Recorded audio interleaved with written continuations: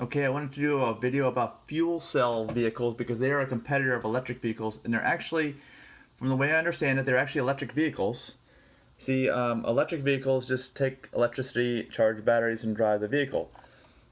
But these actually they can take electricity, they can separate hydrogen from water, so you just have hydrogen, distribute that hydrogen to a station, fill the car with hydrogen, and apparently what happens, and I don't know all the technology, this hydrogen in the car over here gets converted back over to electricity. So it's constantly charging batteries that are driving the car, and you just have to fill it up, and it takes about 5 minutes to fill it up, like it does your internal combustion engine vehicle. There's no internal combustion engine, no, it's quiet just like an electric vehicle. So it's kind of like in between, and you can see this article is, let's see, this is talking about, what was it? Toyota admits Elon Musk is right. Okay, let's come back to that. That's a good startup. Let's go back to the one here. Where are we? Here we go. From the spring of 2017, where Amazon is investing in a fuel cell company. Why would they do that? Because they have these forklifts that are electrically powered, and they want to be able to not have to charge them all the time. They want to be able to keep them in use almost continually, and you can do that with a hydrogen fuel cell powered electric thing, like a forklift or a car. You can't do that with electric vehicles. You know, even with supercharging, it takes about a half hour to get about 70% charge. So you waste all that time. I mean, for me, I do careful planning and I don't have to worry about it. But for some people who need to drive all the time, this may be a big advantage, especially for heavy trucks. And I had another video on heavy trucks from Tesla, the Tesla Semi that they introduced, and we're kind of wondering how heavy those battery packs are going to be, because that can dramatically reduce the amount of cargo capacity, since those things are limited in the United States to 80,000 pounds. So we still don't know that part of the Tesla Semi.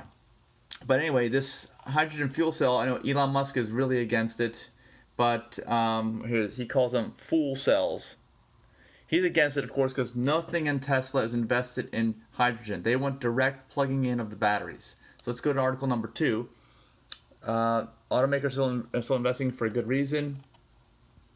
Let's see here.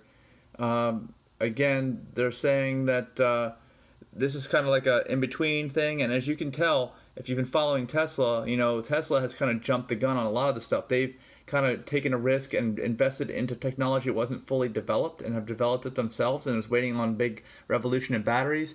So that's what Tesla is betting. Tesla is betting that here, the Achilles heel of the battery is charging. That's it. The length of charging time is an issue. So Tesla is betting on a revolution in terms of charge length. Because I did make another video too where we talked about Fisker's 1 minute charge battery. That would be the revolution that apparently Tesla is waiting on. Who knows? But if that revolution arrives before they can really bring a lot of these fuel cell vehicles to market, because there are a few, but there's not very much in the way of hydrogen stations and things like that. The infrastructure isn't there like Tesla has the infrastructure, like they built. So anyway, this is something that's gonna, I guess it's a race. Tesla is racing everybody else. Some people are still in the game. Others have dropped out. I think one of these articles says that Mercedes-Benz dropped their fuel cell stuff because batteries are becoming so inexpensive and charging times are getting less. And a lot of that has to do with the cooling systems, the thermal management. I've got some videos on that on my channel on the cooling systems. So here, where hydrogen would make the most sense is where high-capacity electric cars are already making the most super controlled, standardized environments. Okay, that's, I guess, like Amazon's warehouses or trucking. I think here, hydrogen fuel cell forklifts. There's already 14,000 of them, so that would be good. Let's see. Hydrogen may never make sense for consumer vehicles, but it does make sense for B2B and B2C vehicles. Yeah, like the heavy trucking industry, and of course Tesla's got their Semi now. So I don't think anybody has a hydrogen fuel cell Semi, but I do believe that Toyota is working on one, or one of these articles that said that. If you know, please let me know. But here, Toyota's got this Mirai, which is a passenger car. They're still pushing that, and I think they're even offering, it's like 72 minutes to build a Toyota Mirai compared with 60 seconds for a regular internal combustion engine car. Okay. Take more time and money to build an internal combustion engine. Okay, so I think Toyota is actually giving free hydrogen as well as part of some initiatives to try to get you to buy their vehicles. Now let's go back to that last article. Here's a little diagram again showing how these things work. Of course, here's Elon Musk saying they're fool cells. They're incredibly dumb. Um, okay, but let's see. And here's a little flow chart of how it works. If you're just talking about electric vehicle on the right, just a couple steps, boom, you're done.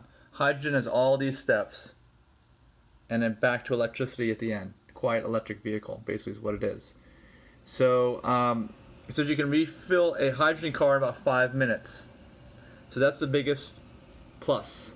But that's here again. It says the gap is getting closer and closer every year, and hydrogen cars can't be refueled at home, while electric car can charge overnight. That's another good point.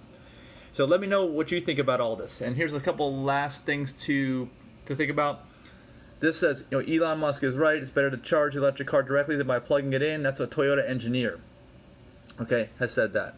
And I guess in an ideal world it is, but we're just not there yet with the technology for batteries. So let's see. Yeah, here it is. Toyota is working on hydrogen trucks. Now that we'd like to hear more about. If you know anything about Toyota's hydrogen trucks, let us know in the comments.